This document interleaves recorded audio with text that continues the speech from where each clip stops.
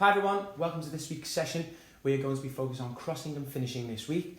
So first part of this week's session is a pattern, a crossing pattern, and we have 12 outfield players plus a goalkeeper, but we can adapt this for more and less players as well.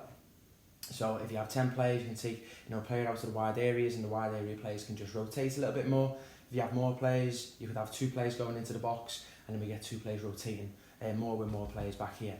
So, really simple to start. The ball's going to start in these areas here, okay? This player starts to travel in. As they travel in, the striker's going to drop in short. We're going to play into the striker, who then sets the ball back to midfielder, making the run. And then the midfielder's going to look to play the ball into space for the player out wide who's going to run onto the ball. So time the run. We don't want this player going offside.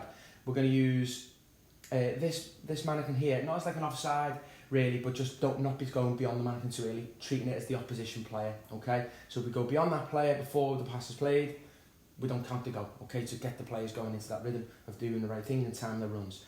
Ball gets played into here, okay? It can either be a first time delivery or a touch and deliver.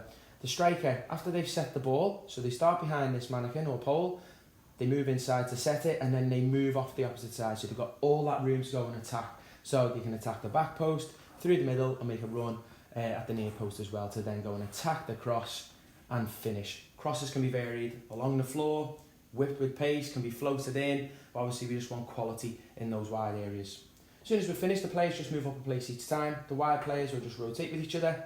The striker goes back to the start.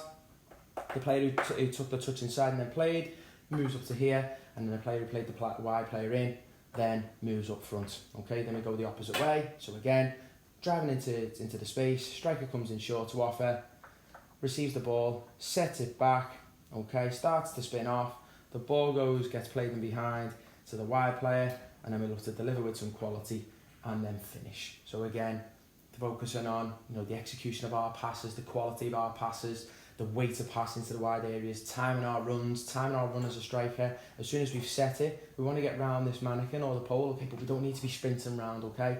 We need to be able to make sure that our body shape is open, okay? We can see what's going on around us in terms of where the wide player is, and then we can go and attack the ball, so give ourselves space to run into, to attack it, instead of being in too early, and then we've got to readjust.